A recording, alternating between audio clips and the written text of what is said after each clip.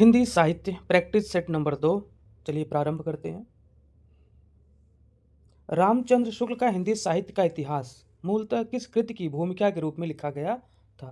तो सही उत्तर है हिंदी शब्द सागर की भूमिका के रूप में। अगला प्रश्न है, हिंदी साहित्य के उत्तर मध्यकाल को अलंकृत काल कहने वाले विद्वान इनमें से कौन है? तो सही उत्तर है मिश्र बंधुओं ने कहा।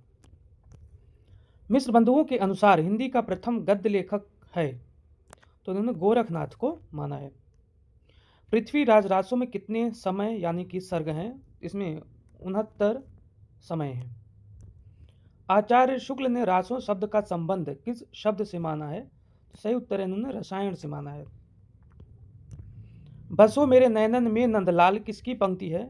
तो यह प्रसिद्ध पंक्ति मीराबाई की है। भक्ति रस का पूर्ण परिपाक जैसा विनय पत्रिका में देखा जाता है, वैसा अन्यत्र नहीं, यह कथन किसका है? तो यह कथन है आचार्य रामचंद्र शुक्ल जी का। पद्मावत की रचना शैली क्या है? तो पद्मावत की रचना शैली जो है यह फारसी की मसनवी शैली में है। रामचरितमानस के उत्तर कांड के संबंध में असत्य कथन का चयन कीजिए। तो यहाँ पे 4 विकल्प दिए गए हैं। इसमें है पहला विकल्प, इनमें राम के लोकाश्रयी आनंद का चित्रण है, यह विकल्प सही है। यह कवि की कालजयी रचना का समापन बिंदु है, यह भी सही है। इसमें शैव एवं वैष्णव मतों का समन्वय दृष्टिगत होता है, यह भी सही है। यहाँ पे तुलसीदास ने कह भी दिया था, अगुनई सगुनई नहीं कछु भेदा। और अगला है, इस कांड में कवि ने युगीन समस्याओं का उचित तथा सर्वग्राही समाधान दिया है, तो ये गलत है। गौड़ी संप्रदाय के प्रवर्तक आचार्य थे, तो कौन माने जाते हैं? चैतन्य महाप्रभु को माना जाता है। अगला प्रश्न है, भाषा की समाज शक्ति और कल्पना की समाहार शक्ति का सर्वाधिक प्रयोग निम्नलिखित में से किस कवि ने किया है? तो इनमें बिहार जी का नाम सर्वप्रथम आता है। निम्नलिखित में से कौन सी रचना सेनापति की है? तो इनमें से जो भी दिए गए कवित्त रत्नाकर या सेनापति की रचना है। अगला प्रश्न है, इनमें कौन सा ग्रंथ चंद्रालोक की छाया है? सही उत्तर है भाषा भूषण को इसका छाया माना जाता है। भारतेंदु हरिश्चंद्र से संबंधित कौन सा कथन सही नहीं है? तो देख लेते हैं, वे नवयुग के अग्रदूत और हिंदी साहित्य में आधुनिकता के जन्मदाता थे, यह सही है। उन्होंने भारतीय जीवन की समस्त बुराइयों की निंदा कर उसे स्वस्थ एवं प्रशस्त बनाने की चेष्टा की, यह भी सही है। गद्य और पद्य दोनों में ही उन्होंने खड़ी बोली हिंदी का व्यवहार किया, यह कथन गलत है। गद्य के लिए तो उन्होंने खड़ी बोली का प्रयोग किया, लेकिन पद्य के लिए इन्होंने ब्रज भाषा का प्रयोग किया था। अगला विकल्प देख लेते हैं, उन्होंने देशभक्ति के साथ साथ राजभक्ति को भी अपने काव्य का वर्ण विषय बनाया, यह भी सही है। हल्दी घाटी वीर रस प्रधान प्रबंध काव्य किसकी रचना है? तो यह रचना है श्याम नारायण पांडे जी की। इनमें से कौन सा काव्य ग्रंथ मैथिली शरण गुप्त का काव्य ग्रंथ नहीं है? तो ये सही उत्तर है, मानसी इनका नहीं है, बाकी जय भारत, द्वापर, विष्णु प्रिया सभी इनकी काव्य ग्रंथ हैं। किसके साहित्य को हम सरस्वती और इंदु जिस प्रयोगात्मक रूप में देखते हैं वही उस साहित्य का असली रूप है? तो यह है द्विवेदी युग का। निराला की कविता जूही की कली को किस संपादक ने बिना प्रकाशित किए वापस कर दिया था? सही उत्तर है महावीर प्रसाद द्विवेदी ने। कविता हमारे परिपूर्ण क्षणों की वाणी है, यह किस का कथन है? यह सुमित्रानंदन पंत जी का कथन है। रामचंद्र शुक्ल ने रहस्यवाद के मूल अर्थ में किस छायावादी कवि को सर्वाधिक प्रमुख माना है? तो उन्होंने महादेवी वर्मा को माना है रहस्यवादी के रूप में। किस प्रगतिवादी कवि ने सीता पर खंडकाव्य रचना की है? तो नागार्जुन ने किया है। हिंदी में सानेट का प्रयोग सर्वप्रथम किसने किया? तो त्रिलोचन शास्त्री ने किया। प्रयोगवाद के प्रवर्तक के अनुसार प्रयोगवादी काव्य का सबसे मुख्य तत्व क्या होना चाहिए? तो सही उत्तर है नई राहों का अन्वेषण। हायुक किस देश की काव्य शैली है? तो यह जापान देश की काव्य शैली है। निम्नलिखित में से क्या नई कविता की प्रवृत्ति नहीं है? तो यह क्षणवाद के प्रति नकारात्मकता, यह प्रवृत्ति नहीं है। बाकी देख लेते हैं, जीवन मूल्यों के प्रति स्वीकारात्मक दृष्टि, यह भी रही है। जीवन के प्रति आस्था, यह भी रही है। जीवन को पूर्ण स्वीकार करके उसे भोगने की लालसा भी रही है। संशय की एक रात किसके संशय पर आधारित रचना है? तो यह राम के संशय पर आधारित रचना है। किसकी कृति है? आप कमेंट बॉक्स में बताइए, कई बार पूछी जा चुकी है प्रतियोगी परीक्षाओं में। 19वीं शती में हिंदी खड़ी बोली के विकास में किस साहित्यकार ने महत्वपूर्ण भूमिका निभाई? तो सही उत्तर है सदल मिश्र ने। इनमें गौतम बुद्ध के आख्यान पर आधारित नाटक है, तो कौन सा नाटक है? दिए गए कई विकल्प, इसमें लहरों के राजहंस जो है गौतम बुद्ध के आख्यान पर आधारित नाटक, इसका नाटक है, आप बताइए कमेंट बॉक्स में। आधे अधूरे में सावित्री के व्यक्तित्व की सार्थक समीक्षा कौन करता है? तो यहाँ पे जुनेजा करता है। आधे अधूरे नाटक किसका है? ये मोहन राकेश का है। अंधा युग नाटक की समस्या क्या है? तो इसकी समस्या युद्ध और उसके बाद की समस्या को इसमें दर्शाया गया है। यह संवाद स्कंदगुप्त नाटक में किस पात्र का है? संवाद सुनिए। रोने से भीख मांगने से कुछ अधिकार मिलता है, जिसके हाथों में बल नहीं उसका अधिकार ही कैसा? यह भट्टार्क का कथन है।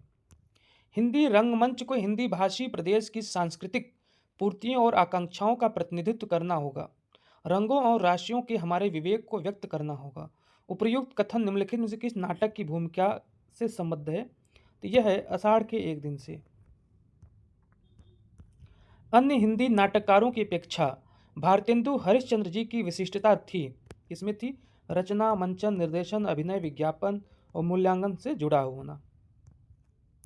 उपन्यास और उसके प्रमुख पात्रों का कौन सा युग्म सही है?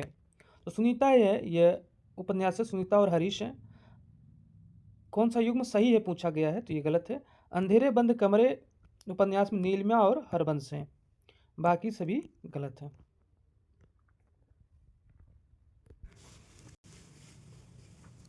आगे देखते हैं। हिंदी में नारी का मनोविश्लेषणात्मक चित्रण करने वाले कथाकार कौन है? तो सही उत्तर है जैनेन्द्र को माना जाता है। हिंदी साहित्य का सबसे नया और शक्तिशाली रूप किस साहित्य विधा में प्रकट हुआ? तो वह है कहानी।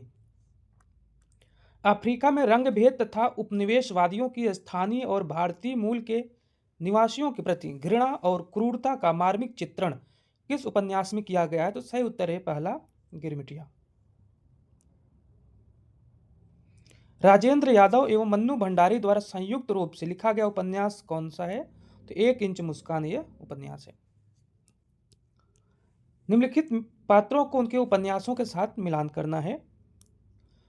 तो लाला मोहन मदन मोहन यह पात्र हैं किसके हैं? परीक्षा गुरु से हैं। नाहर सिंह पात्र है नूतन ब्रह्मचारी का। लाला भगवान दास यह है वामा शिक्षक उपन्यास से संबंधित है ये। और वासुदेव शास्त्री यह भागवती उपन्यास के पात्र हैं। प्रकाशन काल के अनुसार निम्नलिखित कहानियों का सही अनुक्रम, तो बी विकल्प सही है। उसने कहा सबसे पहले 1915 में आया था, उसके बाद आकाशदीप, ईदगाह और परिंदे, क्रम सही है। गुंडा कहानी प्रसाद के किस कहानी संग्रह में संकलित है? तो यह इंद्रजाल में संकलित है। निबंधकार आचार्य हजारी प्रसाद द्विवेदी से संबंधित कौन सा कथन गलत है? इनके निबंधों में विद्वता और सरसता का मणिकांचन योग हुआ, यह भी सही है। इनके गंभीर अनुसंधानपरक निबंधों में तत्व चिंतन की प्रधानता और विनोदमयता का अभाव, यह कथन गलत है। इनके निबंधों में अतीत के मूल्यों के प्रति सहज ममत्व के साथ साथ नवीन के प्रति भी स्वाभाविक उत्साह है, यह सही है। इन्होंने प्राचीन सांस्कृतिक साहित्य संदर्भों की रोचक जानकारी के साथ नए मानव मूल्यों को भी रूपायित किया, यह भी सही है। रचना यदि जीवन के अर्थ का विस्तार करती है तो आलोचना रचना के अर्थ का, यह कथन इनमें से किस आलोचक का है? सही उत्तर है रामस्वरूप चतुर्वेदी जी का। यह मेरे जीवन का केवल अर्ध सत्य है, मैंने केवल बहिरंग जीवन का ही विवरण दिया है। जहां तक अंतरंग जीवन का प्रश्न है वह नितांत मेरा अपना है, आपको उसका सहभागी बनाने की उदारता मुझमें नहीं। उपर्युक्त वक्तव्य किस आत्मकथाकार का है? तो सही उत्तर है ये नगेंद्र जी का है, अर्धकथा से है। युद्ध यात्रा किसके रिपोर्टाजों का संकलन है? तो सही उत्तर है धर्मवीर भारती। सीट नंबर 6 किस लेखिका का कहानी संग्रह है? तो यह ममता कालिया का है। किस आचार्य ने वर्ण सौंदर्य को सभी अलंकारों से बढ़कर माना है? तो सही उत्तर है भामह ने। समग्र वक्रोक्ति का ही प्रपंच है, इसमें अर्थ में रमणीयता आती है। कवि को इसके लिए प्रयास करना चाहिए, क्योंकि इसके बिना कोई अलंकार संभव है। इसके बिना कौन अलंकार संभव है? कोई नहीं, कौन है? तो सही उत्तर है यह भामा का मान्यता है। अरस्तु के अनुकरण सिद्धांत में कौन सी एक बात नहीं है? नहीं है पूछा गया है, देख लेते हैं। कविता जगत की अनुकृति है, सही है। अनुकरण की प्रक्रिया आनंददायक है, यह भी सही है। अनुकरण से हमें शिक्षा मिलती है, यह भी सही है। काव्य प्रकृति का अनुकरण नहीं, ये गलत है। उद्धव शतक की हमको लिख्यो है कहा, हमको लिख्यो है कहा, हमको लिख्यो है कहा, कहन सबे लगी में पुनरुक्ति द्वारा क्या बोध होता है? इसमें भावोत्कर्ष का बोध होता है। भोजपुरी भाषा अपने व्याकरणिक ढांचे में इस भाषा से काफ़ी समानता रखती है। किस भाषा से है? तो ये बांग्ला भाषा से समानता रखती है। रेडियो में किसी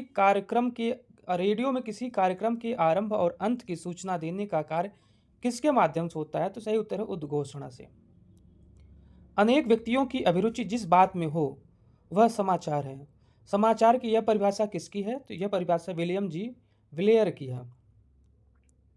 इनमें से कौन सी एक रचना महाकाव्य नहीं है?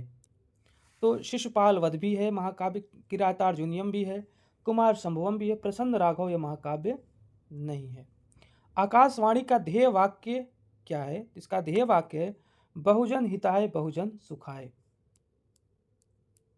भारत वर्षोन्नति कैसे हो सकती है निबंध किस मेले के अवसर पर आर्य देशोपकारी सभा में भाषण देने के लिए भारतेंदु हरिश्चंद्र जी द्वारा लिखा गया था? सही उत्तर है ददरी मेला बलिया में।